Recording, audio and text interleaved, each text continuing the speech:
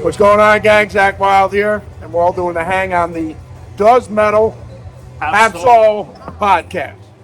Take care, gang.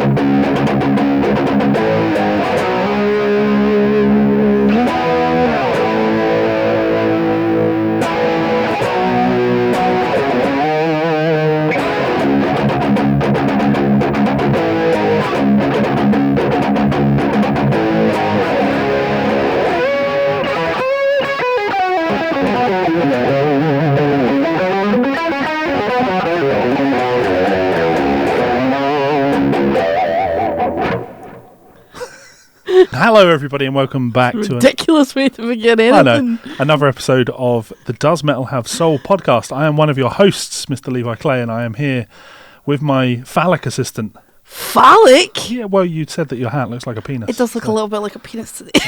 Melisa Kelly, how's it going? I'm good, yes. So are we going to talk about that? Yeah, let's.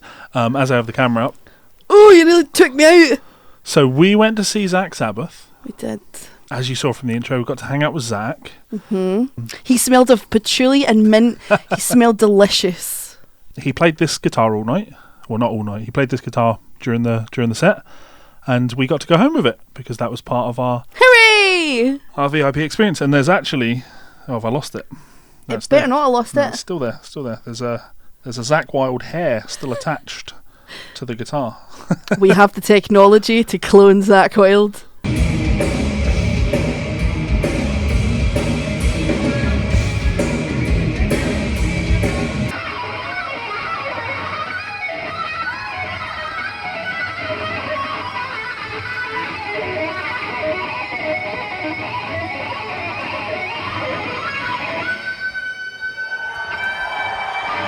So yeah, this is really, really cool. It's set up terribly. That's probably worth pointing out. It's funny how different players' preferences work for them. You know what I mean?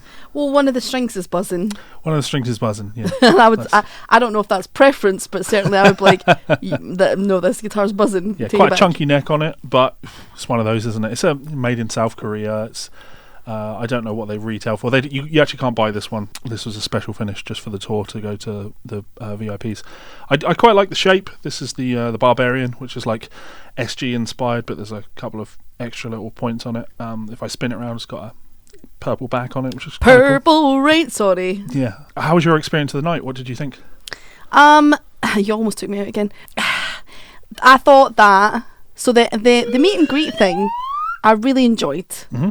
I thought it was really lovely. It was really nice to meet Zakk. He's very down to earth and quite sweet.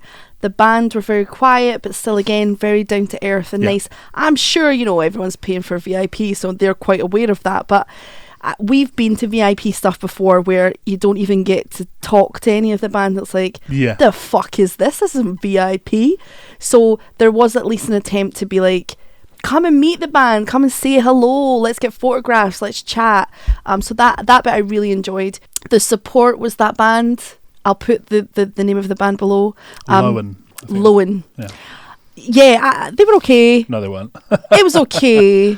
It wasn't the best. They had a really nice idea, which is to blend some Eastern sounding vocals in with metal. And as an idea, that's really cool. But unfortunately, they took that one idea and then did nothing else.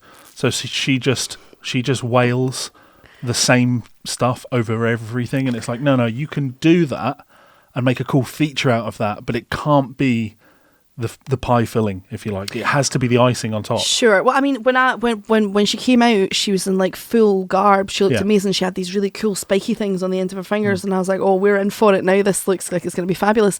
And whilst I think she looked fabulous, and the beginning felt good, but the problem was she was singing like maybe a tone above her passaggio, and then she just stayed there. Yeah. She sang within and I'm not exaggerating, she sang within the same 4 notes. Yeah. For almost the entirety, and I was like, really? Highlights were her bringing out that sacrificial knife, and she had an axe at one point. Oh, and also, I probably said this to him, we obviously meet people when we go on gigs. Yes. But I got to meet a real fluffy metalhead in the wild. Most metalheads are fluffy. No, but he was really fluffy. There was a guy on the left-hand side of me, Levi was on this side, his name was David, and he was very, very sweet. And I just decided to talk to him because I was like, you were talking to that young guy, and I was just like, la la la. He was really sweet, that was nice. Metalheads are nice. Most of the metalheads are nice. I mean, you say that, you got punched in the face at the second. I did. Okay, let's get down to it, shall we? We were on the barrier. It was awful. I couldn't enjoy the show at all. It wasn't... Metalheads need to... It's been a long time since I've gone to a raucous metal gig like that, and metal fans need to have a word with each other about respect for each other. Yeah, I think that, do you know what the issue for me was? Like, 'cause I've never been to a gig like that before. That's all new to me. So I think about right behind me, because there was a mix of Black Sabbath fans, Yes. and Zakk Wylde fans, Yeah. which feels like Black Label Society fans, Yeah. two very similar different. but different demographics. Yeah. So directly behind me, there was an old guy who had a Black Sabbath hat on. I think it was Black Sabbath, and he had his poor wife. Now his wife was probably about 50. Yeah. She was very beautifully made up, and she was obviously just coming along for the ride, and she got fully, to use a Scottish term for a second, she got malkied a couple of times. She got malkied a couple of times, like shoved really badly. Sure. And at one point it was like she looked terrified, and then Because it was too much. It was too much. It was entirely too much. there was like, so I don't know if you want this story told, Oh, I but don't I'm mind. telling it anyway. So there was, and this is the other thing I was going to say. You've got these two demographics that have come together. Some of them want to crowd surf, and some of them want to enjoy the music of a band that they've known for decades. Yes. And there was an element of younger crowd Black Label Society fans who are also fucking Scottish, watching Zakk in a kilt and thinking, now is my time to drink enough whiskey to fully black out. Yeah. And so there was one or two really drunk guys, and one of them did something that, frankly, I'd like to meet him and go, tell me what your thoughts were when you decided to do this. Saw Levi, who was wearing his Black Label Society waistcoat. Waistcoat thingy. What's it called? Leather cut. Leather cut. I don't know. I'm not from this It world. technically is a waistcoat, but waistcoat sounds very like a butler wears a waistcoat. Yeah. Part of the gentry. But you were standing there on the barrier, and this fucking man, who was maybe like, I don't know, he was very drunk. He obviously tried to shove Levi off the barrier, and I'm like, props for the brass cojones, but it's not going to work. And you guys had a moment. It was more than a moment. It was. I'm trying to be polite. He pushed me out of the way and got both his hands on the barrier, and I turned to him and said, "I don't fucking think so," and grabbed him with both hands and threw him back into the pit. Yeah. And then he came back to me drunk as a skunk. He was and so drunk. Like, he was scuffling and arguing with everybody. Around him. So He was making a nuisance of himself. It wasn't just me, but I don't know. The thing I've learned as I get older is that I don't fear death. Right? So I just looked at this man and I'm like, motherfucker, that we've paid a lot of money for this gig. It was just this was £2,000, right? Yeah. We were there from 5 o'clock. I've been here for 4 hours. I'm here to enjoy the show. Yeah. I will throw hands with you right now. And I made that very, very clear to him. Yeah. I was ready to fight him in that moment. I looked over. This is the succession of what happened.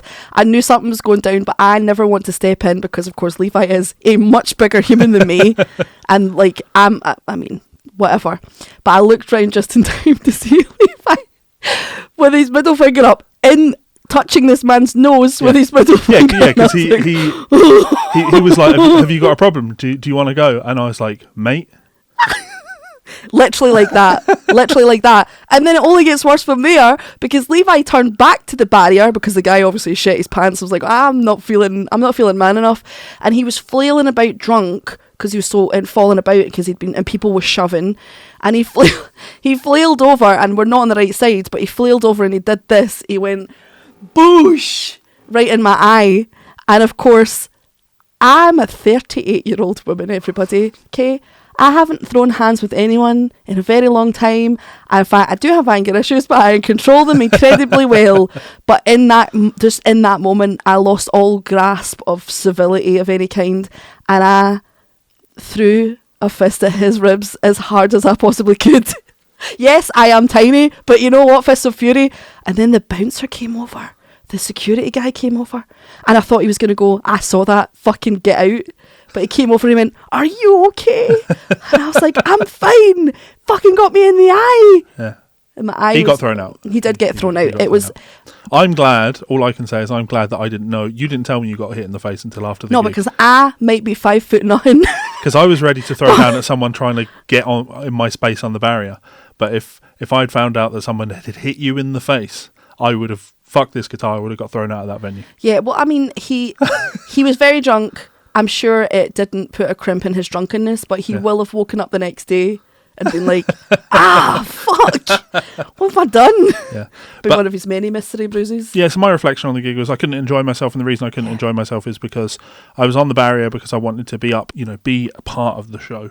And unfortunately, literally every 30 seconds we had to cover our heads because we were the crowd surfers. Every 30 seconds without fail. But I think the issue is not the crowd surfing. I've seen crowd surfing happen before, and it's all very, in fact, if anything, it's quite sort of a camaraderie of like, let's get this person to the other side. But because there was a pit happening and there was people crowd surfing, and the people who were crowd surfing, there wasn't enough people to support them at the barrier, and they were still doing it.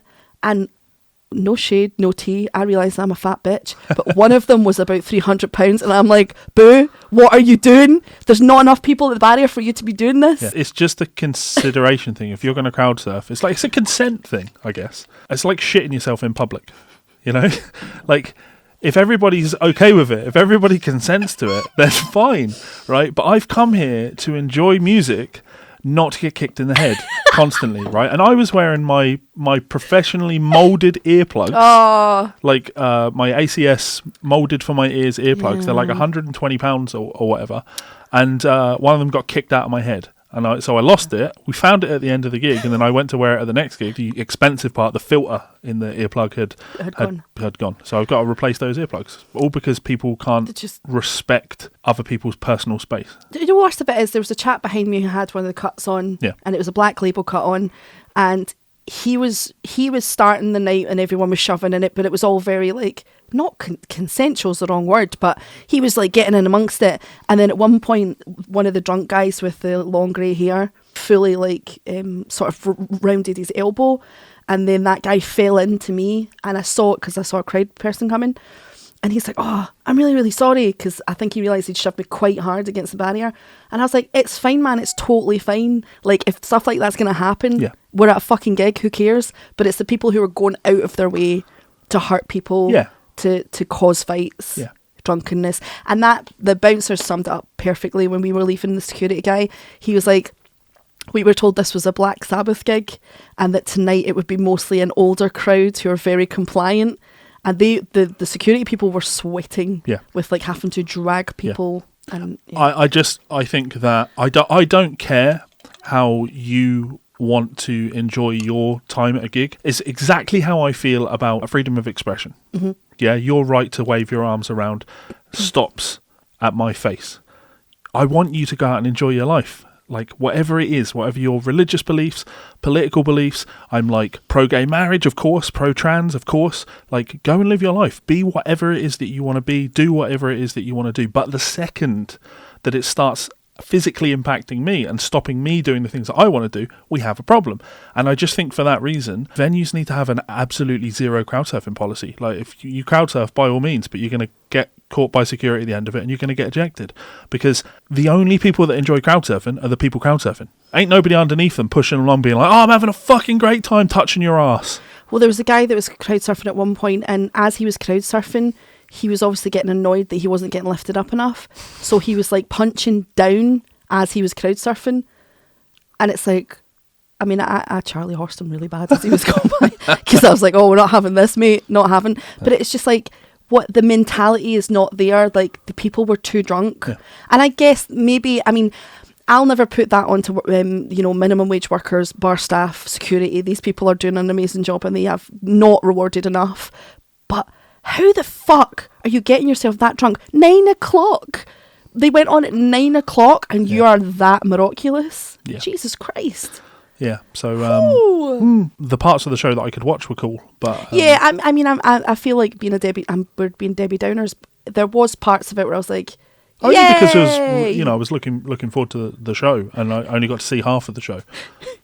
you looked over at me like at one point towards the end, and you're like, "You okay?"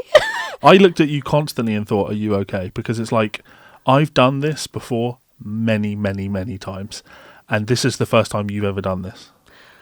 I've taken you to metal gigs, like we saw Opeth on the Sunday. Yeah. Opeth's not But that. I think Opeth is just a room full of respectful adults that are there to enjoy music. And there's have a lot of good people time. doing this. Yeah. Yeah, you fair enough, but then Pleasant. not to sound like I've been to Nam, but when you've been smacked in the face before, it's not really. Yeah. Don't get me wrong, it wasn't my. I wouldn't want to do it again. And then the very next day, we got to go and see my friend David DeAndre, who Get over you. was the singer in my band. Old friend from university, one of my closest friends from university. So it's great to see him doing things. He is currently playing guitar. Well, he was on tour with Go West, so we went to see Go West on the Sunday. The most polar opposite gig Yeah, within the space of 48 hours ever. yeah. Because it was everyone. We were probably the youngest people in the room. Yeah, it was good. It was David's playing was good. Yeah. Poor Peter Cox, the singer. But he's 69 years old. I didn't realise he was as old as that. But you could tell he was Good Nick. He was good Nick, but still He was was struggling struggling. with his voice. And to be honest, I made a passing joke that I would never make to a singer to their face because Sure. I know how hard it is. But I did say to Levi, I was like, is this the first night of the tour? Because he's not going to make it to the end of the tour. It was the first night of the tour. Sure. But we didn't know he had a cold and he was struggling and his voice was crapping out. And I felt really bad because I was like, I know how that feels when you're a singer because it's someday you're like, it's not here, guys. I don't know what to tell you. Yeah, It's of just course. not here. Anyway, enough about our lives. What about you? How are you today? Any Metalhead Musings for us? Oh, I've had a strange week with comments on my channel. Yeah. Yeah, I did an Electric Callboy video, and Electric Callboy fans, from what I can tell for the most part, are incredibly respectful of the nonsense that Electric Callboy put out, and they're totally fine with people being like, it's a bit daft. They're completely fine. But there was one or two really snotty ones, and unfortunately when someone's super snotty with me, I can't help but respond like really childishly. And this guy was This guy was really high and mighty, and I was just like, oh, sweet little baby, oh. And he came back. Fucking guitarists. I mean, can you imagine if the roles were reversed? If Levi were talking and I just started going, oh. I love it. I love every second of it. If you're just in the middle of being like, so welcome to Does Metal Have Soul? And I'm like, I get over you. I know I will. Okay. Sorry, it's just I figured that what you were going for there was that I was interrupting you, but it doesn't seem that you're ready with the comment. So I'll just go back to playing a riff.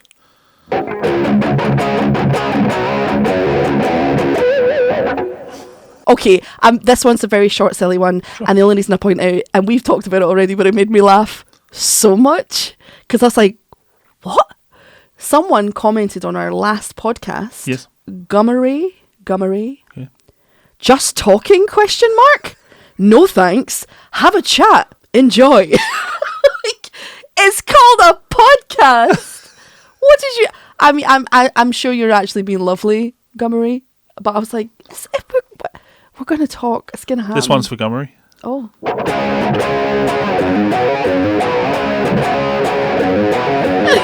This one is from Killer Monjero and says, words of wisdom for you. Metal has so many subgenres that to identify a band with that subgenre is meaningless. Just say it's a metal band. Nope, terrible That take. covers... Terrible take. That covers everything from Poison to Infant Annihilator. Exactly, mate. You have summarised the problem right there. If I say, do you want to go to a metal gig tonight? I'm going to go... And I go, define metal. yes, that sounds like fun. Let's go to a metal gig tonight. And I turn up and it's fucking Infant Annihilator. I'm going to be pretty pissed off. And if there's a room full of people there that were looking forward to seeing someone like Poison, they're going to be pretty pissed off. That's a dog shit take. And he knows that, because if you push that further, you can guarantee. I bet he'd say, I like metal, I'm a fan of metal, but I bet I can show you lots of metal that you in fact do not like. So yeah, I read it and I haven't been back yet because I'm sticking firm to I'm trying to just read everything and get back to the best ones I can and then tell people to fuck off in certain ones. But I read it and I was like, oh, I don't think we can say that. Yeah. It really matters, because just like this week or the past couple of weeks, we went to see Opeth, then we went to see Zakk Sabbath. Now, it's not as million miles away as I'm sure Infinite Annihilator and Poison are, but it's still far enough away that if you took an Opeth fan and sat them at the front of Zakk Wylde, they'd be like, oh no. yeah, and it's not just unique to metal. It's not metalheads being snobby. No. Like, the same thing applies in classical music. There is a world of difference, hundreds of years difference between Vivaldi and Rachmaninoff. Wouldn't know, don't know anything about classical music.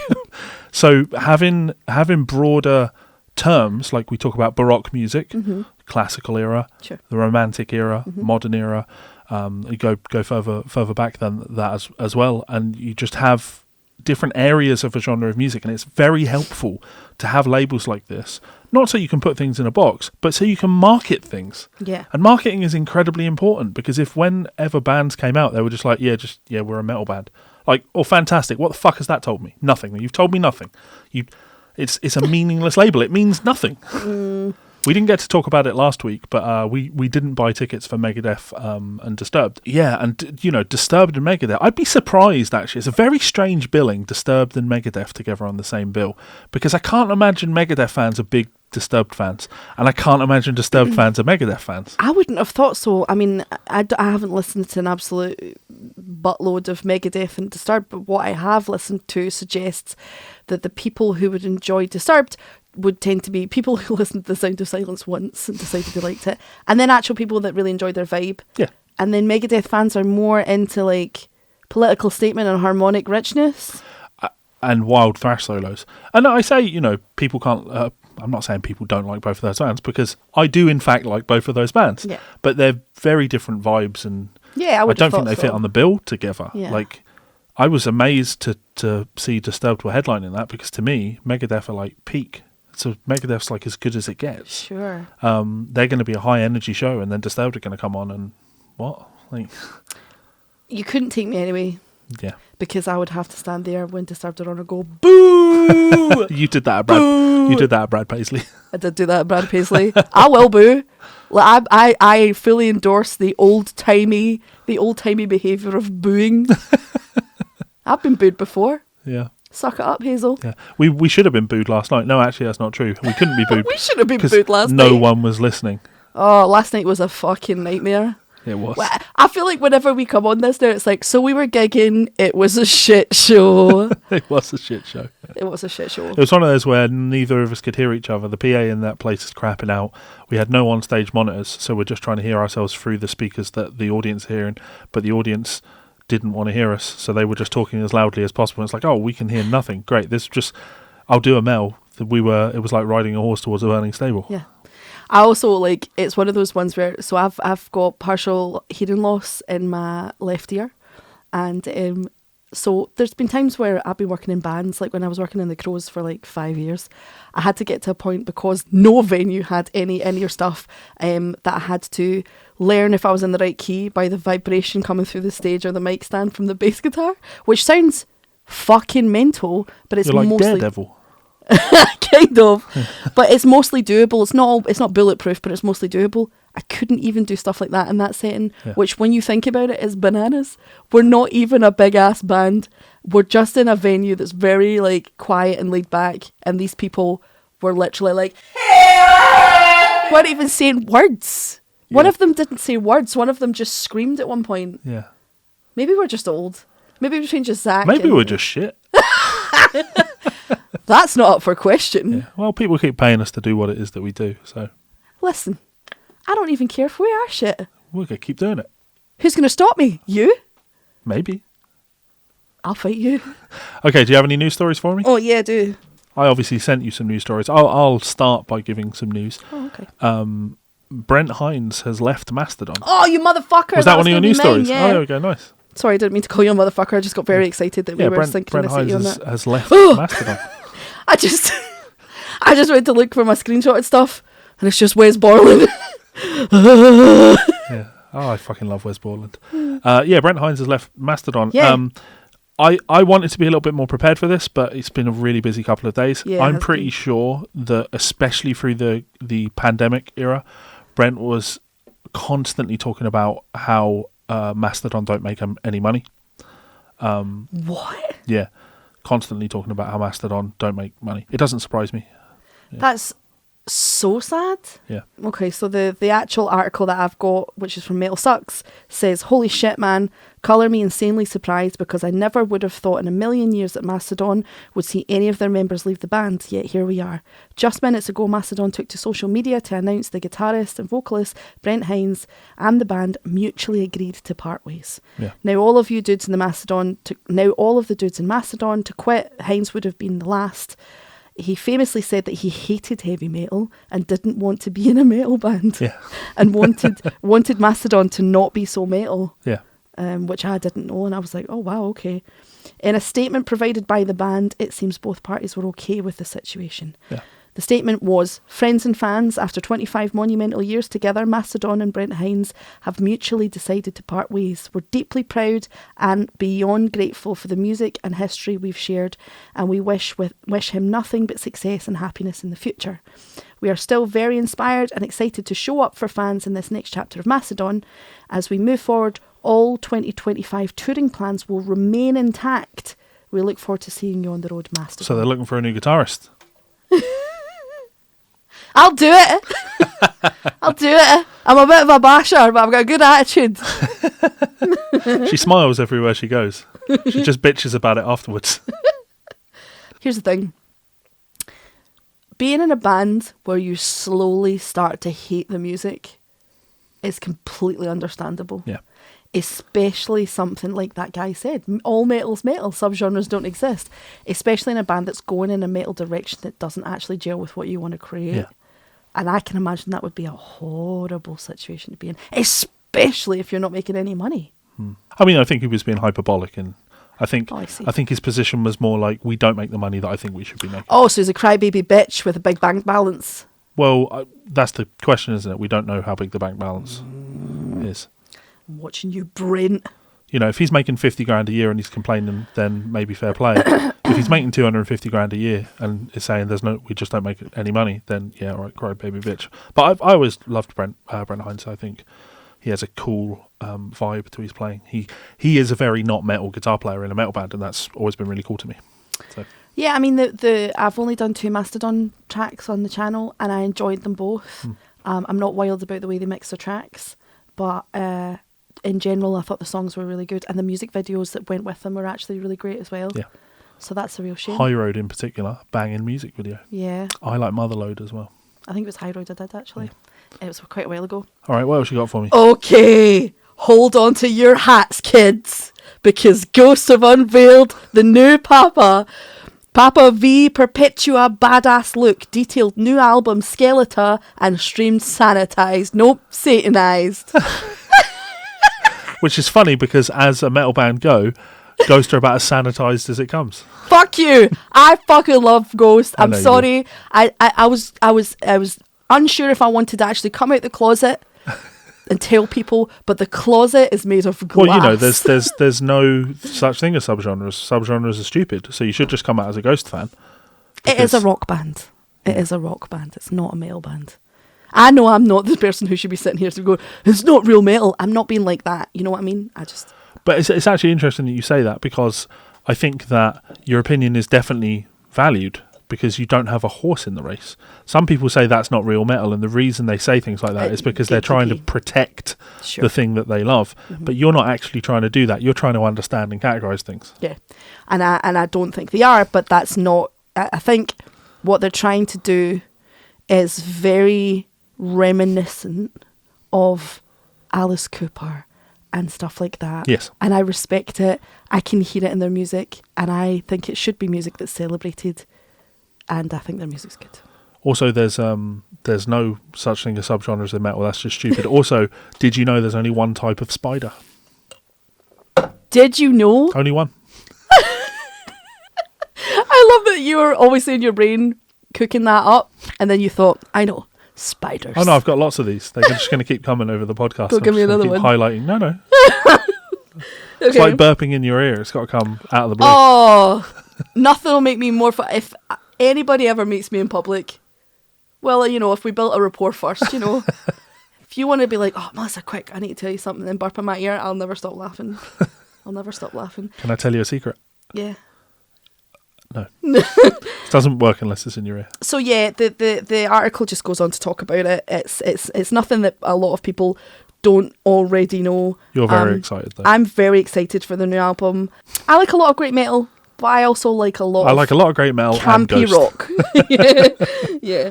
Mel's been listening to them a lot in the car when we've been driving, and I always say the same thing, and that is none of this is bad. It's really, really good, in fact, at what it sets out to do. Yeah.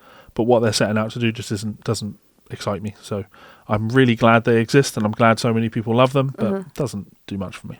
Well, it's like, I think, it's like any genre, isn't it? Like when I love jazz. I love jazz music. And I will happily sit and listen to Miles Davis and Charles Mingus and fucking all of these older guys. I'll happily listen to the Brecker Brothers. Not as happily, if I'm completely What about honest. Kenny G? Because there's no such thing as subgenres in jazz. It's all just I don't jazz. want to listen to that. But I'll also listen to, I love Gregory Porter, but Sure. let's be fair, Gregory Porter is the McDonald's of jazz. Yeah, that's probably... No. He's accessible and mainstream. Kenny G is the I'll be honest, I don't even listen McDonald's to his music. of jazz. The bits that I've heard, I'm like, what is this nonsense? Okay, so last piece of news. No, there's not, because you've got the guitar that I sent you. Oh yeah, Yeah. forgot about that. Metal Sucks Again. Motorhead, CKY are featured in a newly announced Tony Hawk's Pro Skater 3 and 4 remaster. For many of us geriatric millennials, we were often exposed to killer music through We through did other talk about means. this, I think, on the podcast before. Yeah. The music from Tony Hawk's. Yeah. Family members, TV shows, best friends, really cool, weird dudes hanging out in the park, selling us pot. It was all a port in a storm when there was no internet. And then it goes on to say, Tony Hawk's Pro Skater series was really important. It had Rage Against the Machine, Papa Roach, Primus, Suicidal Tendencies were prominently featured. Earlier today, the folks behind Tony Hawk's Pro Skater 1 and 2 remasters announced the remaster of the next two games in the series, titled Tony Hawk's Pro Skater 3 and 4, were coming out on the 11th of June for PlayStation. And of course, the trailer featured none other than Motorhead's iconic song Ace of Spades. Yeah, I'm going to interrupt and do the usual. I don't care. I don't care. And bitch. and I'm sure I said it before. I've certainly said it. It might have been on the podcast. It might not have been on the podcast. The reason I don't care is because you don't need to sync music in games anymore. Because if the game has music in it, synced music rather than composing. I'm playing Hades at the moment, and the music written for that is great. So good. Yeah, so I just, it's music designed for the game, so it's cool. But when you are essentially, you just have a jukebox in the game playing music, I'm going to go into the settings, I'm going to turn the music off in the game, and I'm just going to load up Spotify on my PlayStation, and I'm just going to put on things that I want to listen to. Because I promise you, you cannot find something that I want to listen to more than the thing that I want to listen to. It's a different time. Yeah. It's just a different time. Yeah. Like, I remember playing Tony Hawk because my brother loved it. And I remember there was two songs that stuck out in my brain. And it was one that was like, Daddy was a race car driver. Yeah. Meh, meh, meh, meh, meh. And then there was another one that was like, do you have the time to listen to me? That's Green Day, yeah. Okay, whatever. And I just remember I would make fun of David and be like, this music's shit. And he'd be like, get fucked, you stupid bitch. But there was a couple of them that I thought were really good. Yeah. But it's a different time now. Yeah, so You've got really, Spotify really great back in the day. yeah. But I think it wasn't on the Dreamcast. It must have been the first Xbox.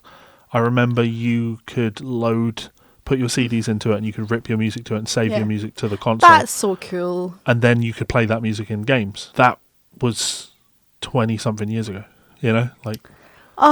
So to try and do things the way it used to be done. Don't you think we've lost so much? I don't want to be that guy. Yes. I don't want to be that creepy No, old we haven't guy. lost anything. Things have just changed. No, but do you not? We have, because we've lost all of the tactile adventure that goes along with acquiring your music. Yes, of course. You know, when I was very poor background. When you were young. When I was a young warthog, Yeah. okay? Wasn't that before records were invented?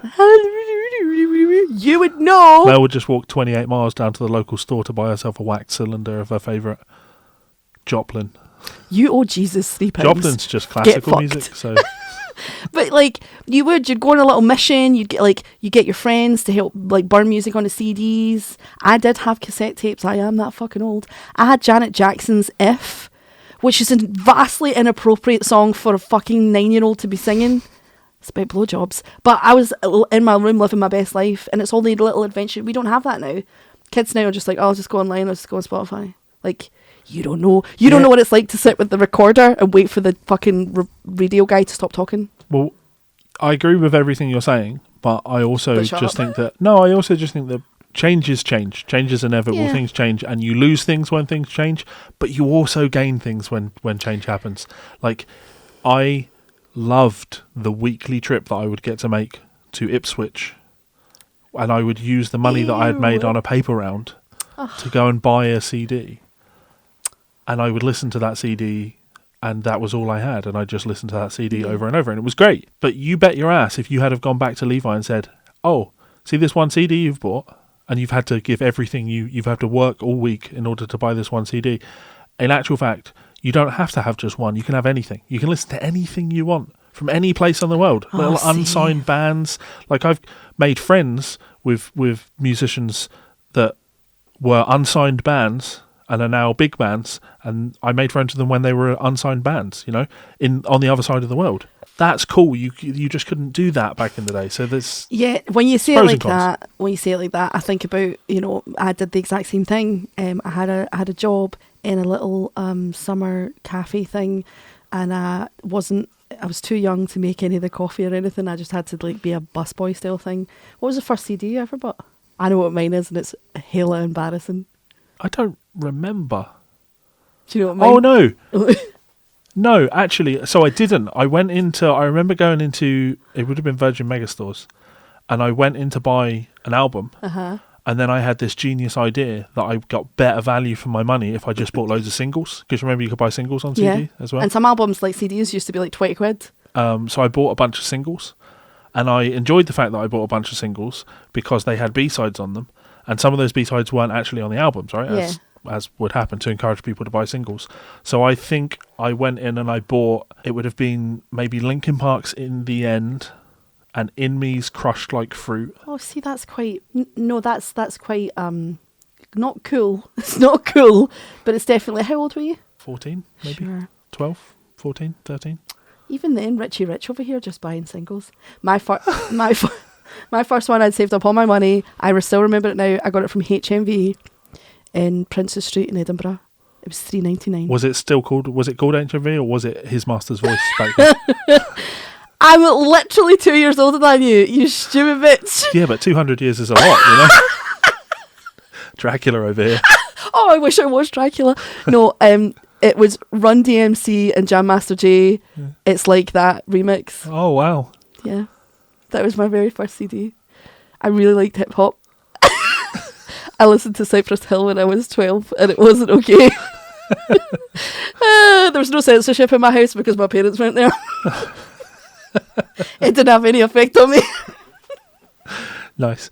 All right, so there's also that guitar. So Mel will put the guitar up on screen. I just sent her a picture of it. This is Dimes guitars. Oh, yeah. Dimes guitars. The Dimebag Darrell company of guitars. And people are rightfully... what the fuck? Stop milking dead. It's like we said last time. I was talking to a kid at the gig, at the Zakk Sabbath gig, who was at Pantera. He said he saw Pantera last week. He did VIP for that. And I said, no, you didn't.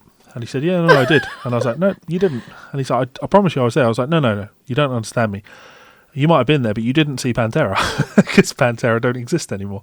And I double-checked this last night because I wanted to make sure, because, Phil Anselmo joined the band late. I think it was the fourth album. The first album was Metal Magic, and that didn't have Phil Anselmo on. So Phil's not an original member. So I thought, okay, but Rex Brown, the bass player, he must be an original member. He wasn't an original member there. They had a bass player in the band before Rex Brown was in the band. You know who was? in the band originally? Dimebag Darrell and Vinnie Paul. Dimebag Darrell and Vinnie Paul are both dead. There's no Pantera without Dimebag Darrell and Vinnie Paul. In the same way that if Peter Cox wasn't on that Go West gig, the band behind him was in fact not Go West. Here, this is the issue though. I obviously can't use metal references because I don't have many of them for stuff like that. But it's kind of like the Prince side of things. When Prince died, like we all know Prince has got a vault in fucking Prince land where there's just tons of unreleased music that will probably be released periodically because Prince wanted them to be. But they released an album, and it's not an album. They released a recording of Prince on a giant soundstage, and it was clear that Prince was just recording a session where he was fucking about. There's no way in hell that Prince would have wanted that released. Did I listen to it and cry and enjoy it? Yes, because he was dead. But it's just that thing, isn't it? When musicians die, it's like, what do we do when they're gone? Because we want to celebrate who they were and never forget them for their contribution to art. But also, if they were here, would they be cool with this? And I'm certain that Prince would have listened to that live stage recording and be like, this is me noodling on a Thursday afternoon. Can you please take this down? Yeah. Yeah, I just think that if Dimebag and Vinnie wanted Pantera to be going, they would have stayed in Pantera, but they didn't. They left Pantera and made Damage Plan. Different band. So, so for the Dime Company to be coming out, and it's Rockin' Rita, I'm pretty sure, if my memory serves me correct, is his ex, or, well, I guess technically girlfriend. Are you still someone's girlfriend after they die? I don't know. Yeah, I don't think they were married. Anyway. Wait. So wait, if you died, yes, I'd still be your girlfriend. Would people refer to you as Levi's girlfriend? Probably. Yeah. So anyway, she's in control of the business side of things. So she left. He was with Dean Guitars when he died, and he'd been with Dean Guitars up until about 2 years ago. And Dime's been dead for fucking. Oh no! Actually, I'm going to walk that back. Sorry to interrupt. 18 years. I'm going to walk that back. It depends on how long they were together. Yeah, sure. Because some people don't get married and some people don't do all of that stuff. Yeah. Anyway, so she elected to not renew Dime's contract with Dean Guitars, and has gone off and just made other guitars with Dimebag's name on it. It's like, bitch, he never saw these guitars. He can't sign off on these. You can't put his name on these. These aren't his guitars. These are your guitars. And you are just milking the emotional relationship that his fans have with his name. And it's disgusting, and I hate everything about it. Every last little bit about it. I don't like that. That's chewy. Yeah. I don't like it. Yeah. Like, if you kicked it... I know that's twice now I've mentioned your death. But if you kicked it tomorrow... No one will buy anything that you put my name on anyway, so... we can't even get people to... No, but your books still exist. Sure. You better believe I wouldn't be like looking through your computer and be like, oh, he's just written a paragraph here. That's another Levi Clay book we can pump out. In fact, I would take most of the things you own and liquidate them so that I could fire you into the sun. That's what I want. That's literally what I want. She's not said, I should be clear, I'm going to look dead into the camera and say, that's not her coming up with a funny thing. No. I told her that's what I want. I want her to try and send me as close to the sun as possible. And I've already said to Levi, the beautiful, delicate fucking funeral that I want with wonderful music and a celebration for people. And Levi's like, I'm just going to throw you in the Clyde. Like a lawn dart. No, I want a nice funeral, okay? You torpedoed fucking into hell, can't even get... Yeah. Even in death, I'm still like, oh, well. Yeah, so no one's going to buy anything that they put my name on after I'm dead, so don't worry about that. We can't even get... This is where I look dead into the camera again. We can't even get people who listen to a free podcast to sign up for a free trial at Piano. Oh, don't give them shit. Link in the description. Go sign up for a free trial, please. You do you, Barbara. I will love you all, regardless of what happens. I just might well not get the funeral that I want. Okay, shall we move on and talk about the bands plural this week? Sure. So I sent plural? I sent you a little video that you may well have seen recently. I'm going to let you watch it, and while you're watching it, put it on screen for people. Okay. You may have seen this. Right, you want me...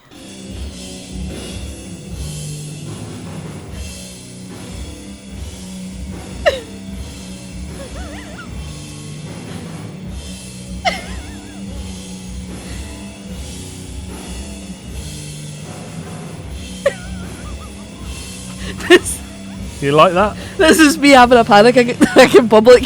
Yeah. So this is Bobby Liebling and he's gone viral because of that video where he looks like he's just woken up from a 50-year LSD trip. You know what I mean? He's having flashbacks. He's like, shit, I'm 70 years old and I'm on stage. How did I get here? This is me and Morrison's been like, all you have to do is get the shopping bitch and then you can go home.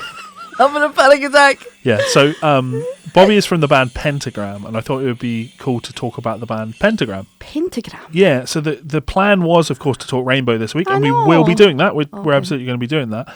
But I don't think Rainbow's career isn't as long as Judas Priest's, so I didn't feel like devoting a whole episode to it. And then I saw that video and I was like, oh, you know what? It might be interesting to talk about that, because Pentagram as a band were formed in 1971. Sure. And they are one of the pioneers of the doom metal sound. And now I know you're thinking, what are you talking about, Levi? There's no such thing as subgenres in music. Oh God, that's dumb. You've rattled his cage. He's gonna. Do you know he's gonna sit up like fucking Frankenstein in bed tonight at 3:00 in the morning and be like, but you know, as I was saying, yeah. But it's interesting because we're gonna talk about Pentagram, who do metal sound, and then also talk about Rainbow, who are not the same thing as Pentagram, because subgenre is really, really helpful. Doom metal, it feels to me like, it's taking and running with the Sabbath thing. Okay. Whereas Rainbow are taking and running with the Deep Purple thing. And it's like, I keep thinking how it'd be really interesting to get you as like a side task after each episode to maintain like a timeline of metal things so you could see where bands appear and like how long their careers go for. But it would be equally interesting to do like a family tree of metal where you see things branching off into other bands and influences and genres and how are you how giving those me an things happen. arts project? Because I love that side of things. I actually remember when we were in the jazz bar in Edinburgh. We were waiting for you to go on the jazz bar, and they had a big poster on the wall of like history of jazz acts, and but it was presented like a family tree, and you could see how different things spun off into different things. And like you go so far down one branch that it feels like you're not related to things on another branch of the tree. Yeah. But if you go far back enough, you come to mutual relatives, if you like. So Pentagram, very, very different to Rainbow. But I thought they were worth talking about because I think lots of people have seen that video of Bobby Liebling, and maybe put some on screen. The memes, there's so many memes of that video. Oh. They're all very, very funny. But I just think that thing happens and people assume one of two things. Well, they don't assume. They either don't look any further into it, or they assume this is just some old guy that's joined a metal band. Or somebody making fun. Yeah. Like a Spinal Tap. Don't even get me started on Spinal Tap. Fucking comedy genius. We're going to carry on with the format that we did last week. I'm going to read Wikipedia and we will stop when they mention tracks and we will listen to some tracks just to give you a vibe of what they're on about. So just as a basic rundown, they formed in 1971. They were together till 77, reformed in 78 to 79, reformed in 83 to 2005, and then reformed in 2008 to present. So they are still going, hence that video. Pentagram is an American doom metal band from Alexandria, Virginia. They are noted as one of the pioneers of heavy metal, particularly of the subgenre doom metal. As such, they are considered one of the big four of doom metal alongside Candlemass, Saint Vitius, and Trouble. So I know Candlemass, I don't know the other two bands, because doom metal's not my thing. I have no idea. Yeah. So while active in the underground music scene in the 1970s, Pentagram produced several demos and rehearsal tapes. However, their first full-length album release, Relentless, was not released until 1985. So this is why I wasn't all that interested in talking about them, when we were talking about Sabbath, because they didn't release until 85. But they certainly, were on the scene. People knew who they were. Sure. New lineup with the only original member being the vocalist Bobby Liebling, who of course is the guy who crazy looking panic attack guy. Yeah. So in 71, Bobby Liebling and Jeff. Well, actually, let's just jump to the 80s. In 1985, the band released their first studio album featuring death row material and the lineup of Liebling on vocals, Griffin on guitar, Swanee on bass and Rose on drums. Initially self-titled, the album was often referred to as Relentless, due to it being renamed when it was reissued by Peaceville Records in 1993. The record's obscure lyrical themes helped Pentagram's reputation as a classic doom metal style band. After recording their second album, Day of Reckoning, the band folded. So let's go and check out that first album. Okay. So this is Sign of the Wolf. Fabulous. What do you think? There's more room in that recording than there is music. It's recorded. It's recorded like you can hear where the instrumentalists were standing in the room and how far back. I like it. I like that kind of recording, that sort of lo-fi recording. There's so much space inside that recording. Musically, it feels very sort of like Dad rock? Yeah. Dinosaur dad rock, but that's okay. And yeah, there's a lot of space in that room. You could just imagine, though, having this album in the 80s. I remember, my dad talking about wanting to go and buy the Sex Pistols, Never Mind the Bollocks. And, you had to ask the record store for it because they kept it under the counter. Yeah. Because it would upset people. This album's called Pentagram. It's got a big old pentagram on the front of it. Yeah. This is something you would have hidden from your parents. Love that. Be as pornographic as possible. Yeah. There's some kids out there listening to this and their parents are like, oh my God, I just wish they'd listened to Kiss instead. I thought Kiss were a problem. I listened to Pentagram. I want every child to listen to Paul Stanley. Yeah. Skipping around in his drag. It's interesting. Another, like, I don't mean to be so nostalgic today. The death of, because we wouldn't necessarily do that the same now, I don't think, with kids. Like, or at least not kids, but teenagers. I'm sure there were 16-year-olds who were like, I need to hide this Pentagram album from my parents. Whereas, unless you're in a religious family, nowadays people are like, who fucking cares? Because shit like that's just shoved down your throat all the time. But the satanic panic thing that happened back in the day, yes, it was bigger than it is today. But conservative Christians are still very much trying to keep that whole thing alive. There's still bands that are, Harry Potter, like, they're not a band, but there's parents out here like encouraging the burning of Harry Potter books because it promotes witchcraft. I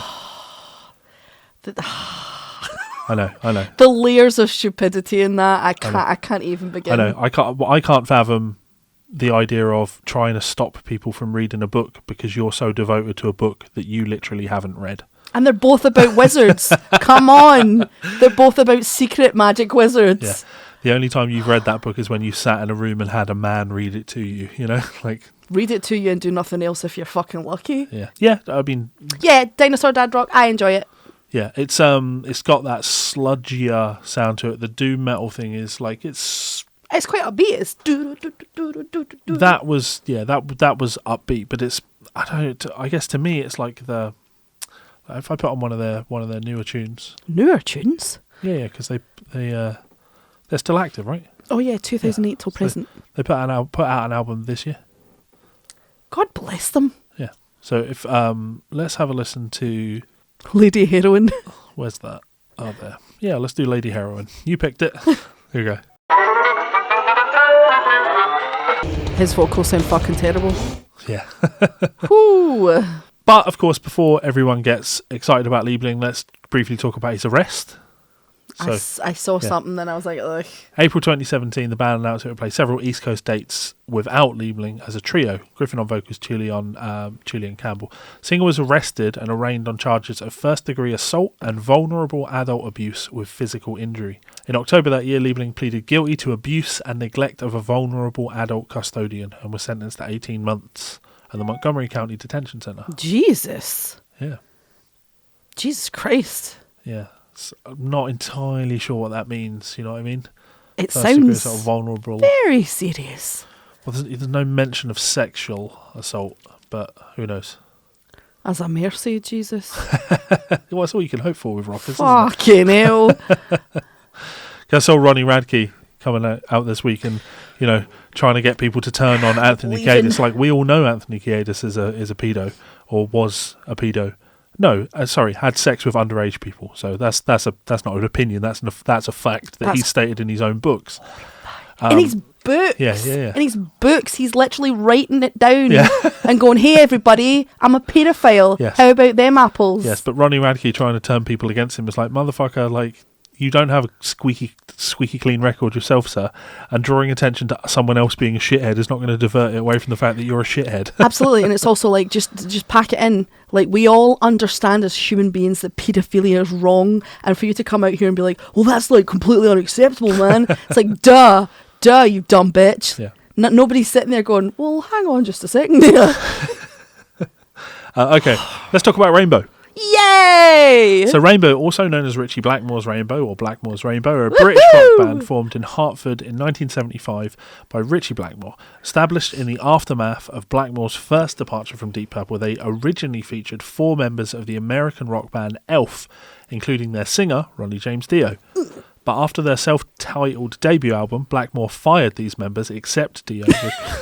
Damn! Yeah. Recruiting drummer Cozy Powell, bassist Jimmy Bain, and keyboardist Tony Carey. This lineup recorded the band's second album, Rising, 1976, while Long Live Rock and Roll in 78 saw Bob Daisley and David Stone replace Bain and Carey, respectively. Long Live Rock and Roll was also the last album with Dio before he left to join Black Sabbath in 1979. Rainbow's early work primarily used mystical lyrics with a hard rock heavy metal style. They went into a more pop rock orientated direction following Dio's departure from the group. In 79, Blackmore and Powell revamped the group, recruiting 3 new members: Graham Bonnet, who great vocalist, keyboardist Don Airy, and another then former Deep Purple member, Roger Glover. But not Glenn Hughes. Not Glenn Hughes. I remembered. This lineup gave the band their commercial breakthrough with the single Since You've Been Gone, which I'm sure you know that tune. No? Okay, well, we're gonna check it out. I'm not sure. I maybe do. I'm not good sometimes with remembering names. Yeah, let's talk about the formation. So, in 1973, Blackmore steered Deep Purple through a significant personnel change, with Ian Gillan and Roger Glover being replaced by David Coverdale and Glenn Hughes. Yes. However, the new members were keen to add their own musical influences to the band's sound, some of which were not to Blackmore's taste. During the sessions for the 1974 album Stormbringer, Blackmore found his request to record the Steve Hammond-penned Black Sheep in the Family turned down by the band. On the subsequent tour, Deep Purple was supported by American band Elf, with Blackmore being especially impressed by the singer Ronnie James Dio. Still wishing to put his interpretation on Black Sheep of the Family to record, he decided to record the song as a single, accompanied by 4 members of Elf: bassist Craig Gruber, drummer Gary Driscoll, and keyboardist Mickey Lee Soul. Sessions went so well that a full album began to take shape, with Blackmore and Dio collaborating on original songs. The album, Ritchie Blackmore's Rainbow, was recorded between February and March of 75. The band name was inspired by the Rainbow Bar and Grill in West Hollywood. I did not know that. Yeah. Style was partly inspired by classical music, since Blackmore had started playing cello to help him construct interesting chord progressions. What? Yeah, Blackmore's a weirdo. Yeah, you'll see as time goes on. Okay. And Dio's lyrics reflected medieval themes and imagery. Dio possessed a powerful and versatile vocal range that encompassed hard rock and lighter ballads. Blackmore commented that when he heard Dio sing, I felt shivers down my spine. Although Dio never played a musical instrument on any Rainbow album, he is credited with writing and arranging the music with Blackmore in addition to writing all the lyrics.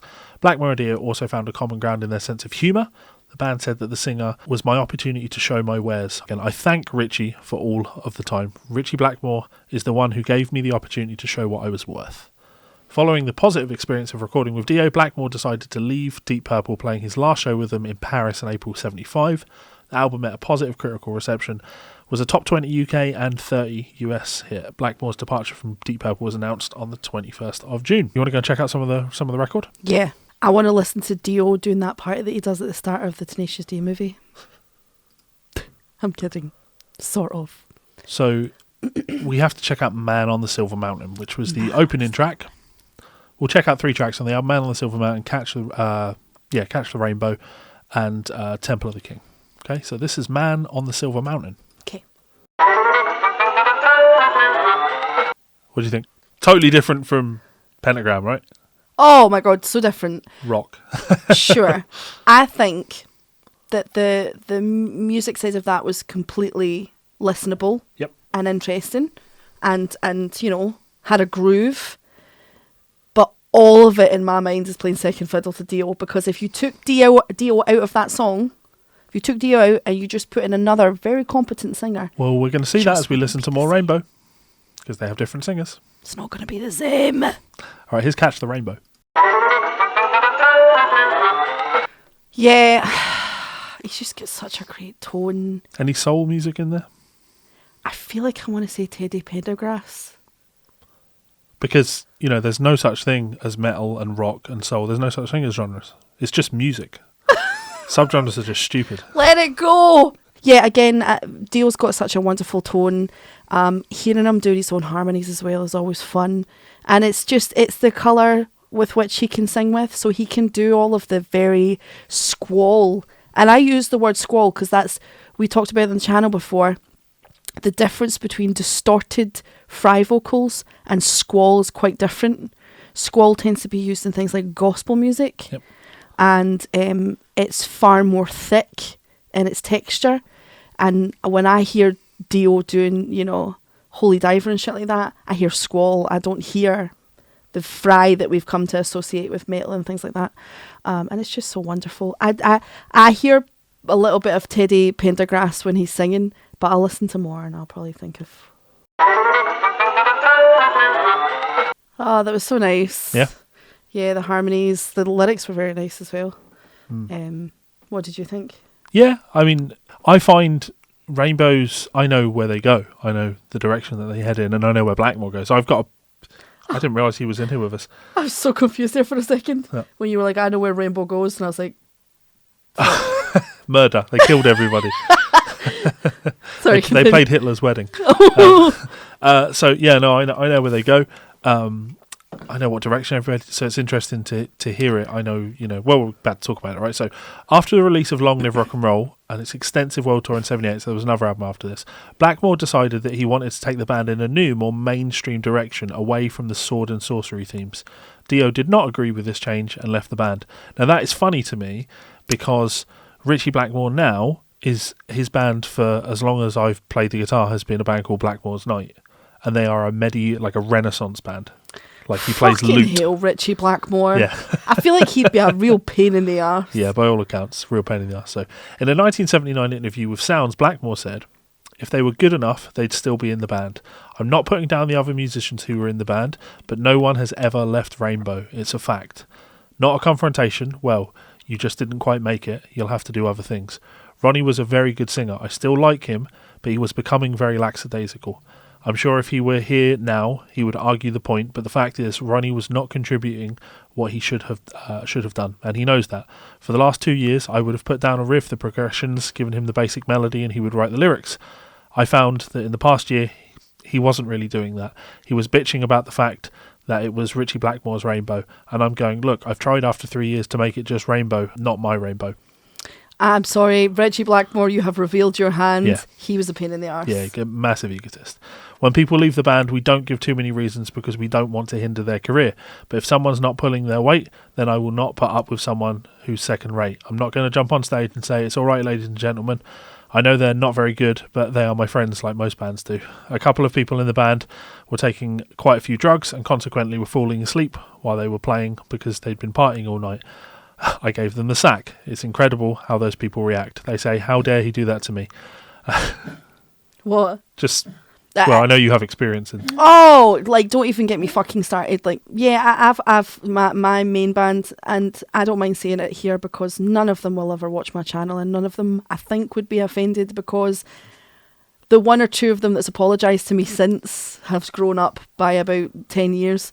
But yeah, the drugs in band, I don't, for me, drugs don't make you a better musician. No, they do not. They do not They just make you think you're a better musician. They make you think. They don't make you a better songwriter. I had a lot of issues with people in my band taking drugs, dropping drugs on stage, turning up drunk, high, late, all the rest of it, and then wanting to ask for later down the line cuts for songwriting PRS on things that they deserve PPL and I fucking should be happy for it. But so for that side of it, I'm like, okay, Ritchie, I'm back on your side a bit more. The bit before that, when he's like, when people aren't pulling away, he didn't need to say all that. He's a star at this point when he's quoting all of this stuff. He doesn't need to say that. You can literally just say, you could do, it's the Macedon of the whole thing. You could just go, we're parting ways, whatever. Even in bad situations, when I've had to sack people from bands, I've never went then on any social media or anything and went, this person's an arsehole. Yeah.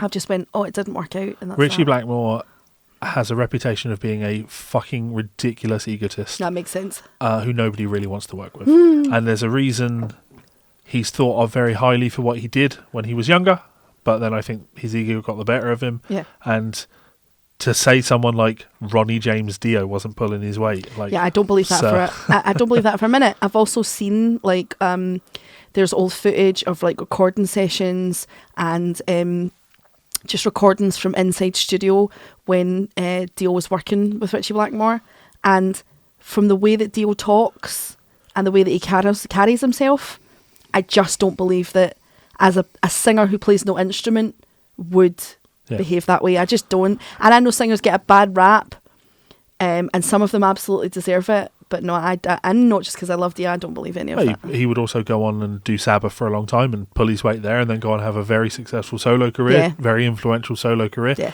where he pulled his weight. So yeah, Richie Blackmore. Fuck you, Richie Blackmore. Anyway, so 78 to 84, Blackmore asked Ian Gillan, also formerly of Deep Purple, to replace Dio, but Gillan turned him down. I wonder why. You know what I mean? Like, yeah, you've badmouthed. Like, it's professionalism. No one's ever quit Rainbow. It's like this motherfucker had experience of you and wouldn't join your band. He didn't get the chance to quit because he wouldn't even join.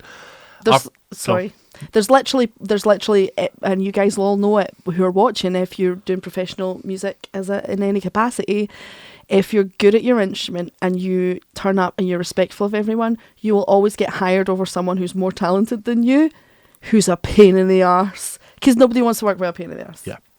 So after a series of auditions, Graham Bonnet, former singer of and guitarist of the Marbles, was recruited. Powell stayed, Daisley was fired, Stone quit the band to be replaced by Powell's former bandmate Don Airey. Obviously not true, because nobody's ever quit Rainbow. People are only ever fired because Richie Blackmore is that much in control. A decade. Yeah. Blackmore hired a former Deep Purple member, Roger Glover, as producer, bassist and lyricist, because of course, Richie's a genius, but he can't write lyrics. The resulting album, Down to Earth, featured the band's first major singles chart success, All Night Long. So let's start with that. All night long. Oh, no. So this is All Night Long with Graham Bonnet on vocals. Okay. It sounds good. It sounds a lot more commercial. It sounds a lot more like Kiss. It sounds Graham Bonnet. Graham Bonnet. Graham. He's not posh. like Graham Bonnet. Hyacinth Bouquet. He sounds like a great vocalist. I don't think his timber's as good as Dio, but then very few vocalists are. It's kind of that thing, isn't it? Like, ooh, to go from having Dio as your frontman, it doesn't matter. And there's lots of metal bands we've covered where the singer has been changed, and sometimes to the better and sometimes to the worst. But Dio is one of those ones where it's like, fuck me. No matter how good you are, that's such huge shoes to fill. Yeah. Timber-wise, forget technique, because Dio's technique's fucking bulletproof for the most part. Forget all of that, because Graham can obviously do all of the like sort of all that stuff, but it's the timber. You can't replace that. It's just part of him. So this is Since You've Been Gone, the band's biggest hit, most famous song. Thoughts? Well, that's a fucking great song. Yes, it is. But that's poppy as all hell. Yeah, that's commercial success comes with writing commercially viable music. That's commercially viable music. Yeah, I like commercially viable music. I think pop's a great genre. There's lots of pop, and there's lots of great pop that I enjoy, and lots of reasons to recommend pop to people. Again, I think Graham sounds a lot better on that track. Yeah, he has the the tone and the technique of someone, I believe, who probably lost his voice quite quickly at some point, because it sounds very strainy style of voice. But I could be wrong. Some singers do tend to prove you wrong, because Dio sounds very set. He sounds like there's anchoring going on for days, and that he'll have that voice until he's 100 years after he's dead. But that was great. It's a great song. That song was written by Russ Ballard. Ballard. Not written by Richie Blackmore. We'll come back to that. In 1980, the band headlined the inaugural Monsters of Rock Festival at Castle Donington in England, which now you would call the Download Festival. Ah! Yeah, so, headlining festivals. Yeah. They're big band after the, popularity of that song. However, this was Powell's last Rainbow gig. He had already given his notice to quit. I mean, obviously that's not true. Nobody's ever quit Rainbow. No one's ever quit Rainbow. That's going to be our new thing. Yeah. No one's ever quit Rainbow. Yeah. Just like there's no music genres. Disliking Blackmore's increasingly pop rock direction. Then, after numerous falls out with Blackmore, Bonnet resigned to pursue a solo career. Monsieur Bonnet? I know. Again, you're in the, well, not the biggest band in the world, they weren't the biggest band in the world, but they headlined a huge festival. Sure. And you just had a huge hit single, and you decide to leave the band to go and pursue a solo career. Richie Blackmore was a fucking nightmare. Yeah. It's written all over this history. Yeah. For the next album, Bonnet and Le Powell, Bonnet. were replaced by Americans Jolyn Turner and Bobby Rondelli, respectively. The title track, From Difficult to Cure, was a version of Beethoven's Ninth Symphony. Oh, we get Because it. Richie Blackmore was a classical pretentious music. wanker. The album spawned their most successful UK single, I Surrender, Never heard another ballad song. Okay. So, are you spotting where the talent is? Yeah, yeah. Let's listen to I Surrender. Now, I know I'm kind of doing all these songs no justice because you should listen to a whole song, you know, bridges, guitar solos, things like that. Sure. But I'm trying to give Mel a taster of these bands rather than, like, we'll be listening to these songs during the week in more depth, and things that she likes she'll put on the playlist so you guys can, you know, listen. And I listen to the playlist as well. And also, like, this sounds terrible as someone with a songwriting master's who cares about art. I can usually tell within the first 20 seconds if I like a song. As with most people, I will say Jolyn Turner is kicking the arse out of that voice. That's fantastic. What a great vocalist. Yeah, Jolyn Turner's That's definitely a couple of steps up from Graham Bonnet, Monsieur Bonnet. No shadies. He is great. But you know. Yeah. The band attained significant airplay on the album-orientated rock radio stations in the US with tracks like Jealous Lover reaching number 13 on the Billboard magazine chart. So would we like to listen to Jealous Lover? Sure. Yeah, Jolyn Turner's a fucking fabulous vocalist. Really, really great. Wonderful tone. Do we know who wrote Jealous Lover? No. Okay. Jolyn Turner and Richie Blackmore. Yeah. I am of the opinion, and now this is just my opinion, I realise the people who might have come over from Levi's channel to watch the podcast are guitarists and have probably had some bad experiences with singers, and I understand and see you, and I'm sorry that happened. However... yeah, I think I can sometimes when I listen to things, I can hear the phrasing that's getting used, and I'm like, a guitarist never picked that phrasing, not in a million years. Sure. A singer picked that phrasing, and that is to say, I don't think there's plenty of guitarists, because I know you guys use phrasing in a very different way. Yeah. Neither one is better, neither one is more talented, neither one is more skilled. But I definitely, when I listen to things, I'm like, this is a very, very talented guitarist, but a singer's writing these phrases. Yeah. And I think that's a skill that singers don't get credit for sometimes as writers. Not all singers want to write, and I understand that too. Because I've worked from instrumentalists before who are like, hey Melissa, here's what I'm expecting you to do, and they'll sing it at me and I'll go, what the fuck is this? Jesus Christ. You've never heard of a phrase in your whole life. Oh, sorry, I thought you were about to say something. No, I was listening to you. No, I like say, just that, you know, I think listening to that, it sounded like some of those phrases, I was like, oh yeah. Yeah. I thought it was going to be Russ Ballard again. So, they released another album, and they had some mainstream success with it, but they were losing a lot of their early fans because they'd taken on such an AOR album-orientated rock sound, which is cheesy rock stuff, right? Blackmore claims on his website that the song's video for The Street of Dreams was banned by MTV for supposedly controversial hypnosis theme. But Dr. Thomas Radecki of the National Coalition of Television Violence criticised MTV for airing the video, contradicting Blackmore's claim. What's that? Blackmore not telling the truth? Who would have guessed? Unfortunately, the truth quit Rainbow. No, sorry, Richie Blackmore fired the truth. No one has ever quit No one's ever quit Rainbow. Yes, so during the early 80s, Rainbow's management, Thames Talent, had coordinated attempts to reform Deep Purple Mark II. By April 84, Blackmore and Glover had committed to the reunion, and Rainbow was disbanded. And then final Rainbow album, Final Vinyl, Nice. that's a good name, Well was done. released in 86. A double live album covering the band's whole history. It also includes 3 stray studio B-sides. In 88, after joining the band in Petagram, Graham Bonnet covered Since You've Been Gone on the group's debut album Standing Life. 93. Since you've been gone. Blackmore left Deep Purple again due to creative differences with other members and reformed Rainbow with the all-new members featuring Scottish singer Dougie White. Dougie White. And where is Dougie White from? Fucking Motherwell! Yeah. I actually don't think that's true. Legend has it, Motherwell is a broad, like a broad catch-all area. In like, you say you before you lived here, you were living in Glasgow. Aye. But you were in Ridley. Ridley is so like... Yeah, we're in Coltness, but you'd say we're in Wishaw. But you go further afield and they'd say we're in Motherwell. He's from Wishaw. He's from Wishaw. Yeah. Right. Yeah. Oh, Diggy White, look, his happy wee face. I knew I liked him. So the band released Stranger in Us All in 95 and embarked on a lengthy world tour. Would you like to hear some of Stranger in Us? Sure, has this got Dougie on it? Yes. Absolutely want to hear it. I thought you might.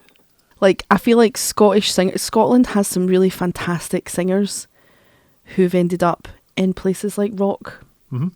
And I think it's a shame that we have such terrible accents. Because you've got like Sheena Easton and Annie Lennox and Bon Scott and a whole bunch of wonderful singers. But see, nowadays, people are like, oh, you're Scottish, so you do trad music then? Like fucking Amy McDonald just been like, oh, the heather and the Highlands and ooh. You're like, no, I do soul music. And they're like, oh, we're not interested in that. Yeah. Scottish people doing soul music? Nah. I will just add to the Ritchie Blackmore ego. So I couldn't find this album on Rainbow's discography on Spotify. Okay. Because it's not Rainbow, it's Ritchie Blackmore's Rainbow as a separate band. That's so fucking stupid. Yes. So this is Wolf to the Moon. Thoughts? Ah, Diggy White. Thank you for not making a mockery of me, because I was prepared to stick up for you, like, regardless if you were pish. But that was really good. Also, excuse me with the melisma. Excuse me? Yeah. Dio had good melisma. That was very good. In fact, I would argue that that's a melisma that Dio probably wouldn't have went for. Well, you have to listen to Mel when she says this stuff, because her melisma is so good they literally named it after her. Yeah. Before me, it was just called really fast note thing. No, they called it Isma. is my balls. Oh, for fuck. These nuts. Why? What is it with men? It's always come go back to your balls. Yep. Okay, one more, Aerial.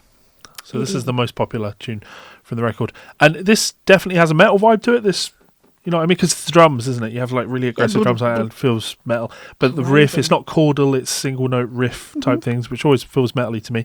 When I hear this, to me, this just sounds like Malmsteen with bad guitar tone. Boo! And there's probably a good reason for that, because see, all of these singers, they'd all go and be in Malmsteen's band. Can I just say something? Another egomaniac who ran his band like Ritchie Blackmore did. I don't know if we've ever discussed this. Go on. My brother was a huge Yngwie Malmsteen fan. Okay.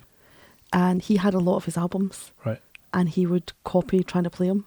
Okay. Like try to play like him. I think by the age of like 17, I had heard more Yngwie Malmsteen than any other kind of metal music.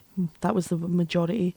And I hated every minute of it. Well, that's not to say it's bad. That's not to say it's bad. We're going to be listening to a bunch of it. Oh, I hated it. I don't know if it's just because my ear wasn't developed to hear anything that complex. Maybe. I just hated it. Yeah, so Aerial. Thoughts? I think that sounded closer to what Dio was doing vocally, but musically with all that ba-da-da-da-da, ba-da-da-da-da-da-da, it feels shoehorned in. Mm-hmm. It doesn't feel like a natural progression to be in there. Does that make sense? I know what you mean, but I don't agree. Okay. I think your assessment is correct based on the limited pool that we've listened to. But if you heard more of the Rainbow stuff, that's you'd fair. hear more stuff. Sure, like, okay, like that's that fair. Yeah, it's okay. That one I didn't like so much. Dougie was doing a great job. Of course he was. He is a great singer. Yeah. So now, just to end the show, we have to mention Blackmore's Night, because of course Ritchie would go on and form Blackmore's Night, of course with his wife singing.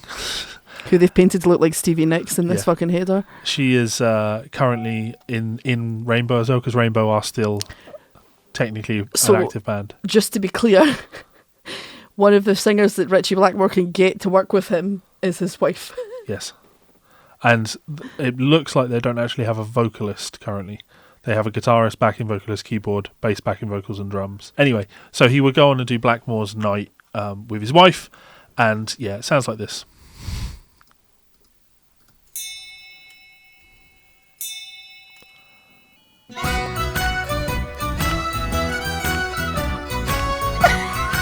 I will remind you.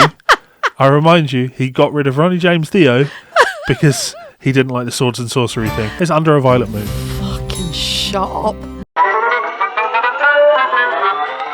Fucking. No, you've got to do that again, but whilst the music isn't playing. How do you feel about this? I fucking hate this. I fucking hate this. I'm not. There's trad music exists in England. Yeah. I'm quite certain of it. You know we don't live in England, right? No, that's not what I'm about to say. And I'm also not saying that if you've got to be Scottish or Irish to do good trad music, but you've got to be Scottish or Irish to do good trad music. Fucking hell, that's the kind of shit they play at fucking summer fairs in Devon, and they're just like, oh, we're rich cultural, fuck off. And it's also just like the little finger symbols and the, oh, I'm down the road to see the thing, and the mysterious woods that I live in with fairies in it. Shut the fuck up. Yeah. Shut up. Yeah. Richie Blackmore's done some amazing things. He's done some amazing work with Deep Purple. He did some amazing work with Rainbow. I just find it incredibly tragic, the things that a man will do if he's getting his dick sucked. Mary, this is why I know for a fact that you as a person cherish your own integrity. Yes. Which is why I know that if I turned round to you and I played you something like that, I've just written a new song, babe. Are you ready to play the guitar on it? And it was, we went to the woods today, we met ourselves, the coming the other way. You'd be like, what the fuck is this? Yeah. You'd be like, babe, you're having an episode. I'm going to book you in to see a therapist. Yeah. You wouldn't just blindly follow me and go, okay, well, you know, I enjoy getting laid. Because you better believe, if you also came to me and went, babe, I want you to sing on my new album, the new Hellcat Molly album, I'd be like, interesting. I pitched to me, and you played something like that, I'd be like, love your hair, hope you win. I'm not involved. No, I'll it will always be true. Is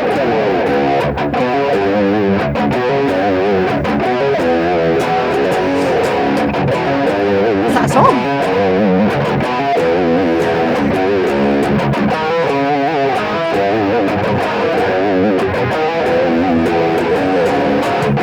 Do that and then I'll be like, ah! That is a Hellcat song. Is it? Yeah. Oh, I didn't know. That feels like a good way to end the podcast, don't you think? Yeah. Because you've not listened to this, so and we can actually play this in the podcast. Who was it that did the vocals on this again? David. Was it David? Yeah. You know, who you just met. Sometimes, for the sake of everyone's feelings and not stepping on toes, sometimes I forget details. You can put some of the video in. Sure.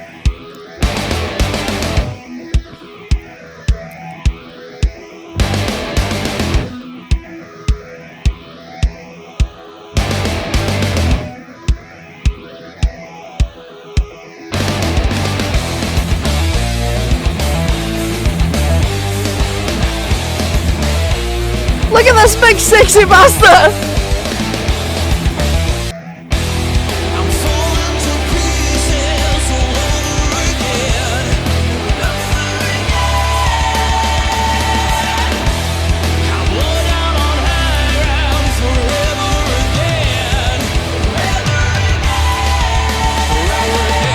Now, of course, this is just an opportunity for me to do a guitar solo, as everything was. Which is why the music video is just me on my channel. This is the first video that got uploaded to my channel. Oh, really?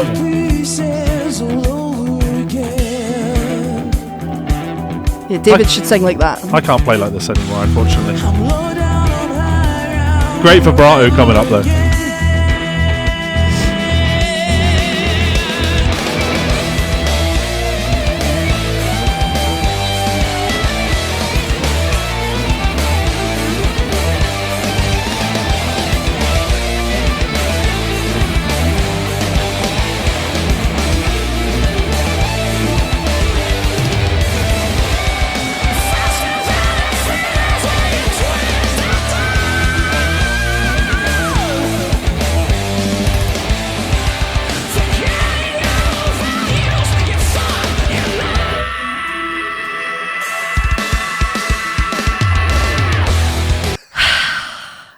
It's a really good song. No, it's not. It is. It's a good song. Well, you're also talking to a fucking songwriting masters who's going to find balance within everything she says, because art's important. I do think it's a good song. There's a lot to recommend it. Does it help that you look like a big sexy bastard in it? Yes, sexy motherfucker.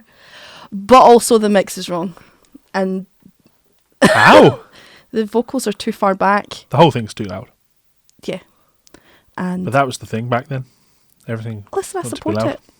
And here, like, I'll always be honest with you, because I respect your intelligence, and I'm never going to sit here and be like, that was amazing. Do you know what I do sometimes when I see shit like that, though? I think, God, can you imagine what would have happened if we'd have met when we were both younger and had a very short-lived and very not healthy relationship?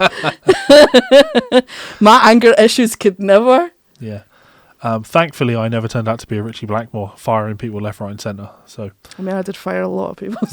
yeah. Anyway, what do you guys think? Let us know in that comment section below. Thank you very much for tuning in. We hope you've enjoyed yourself.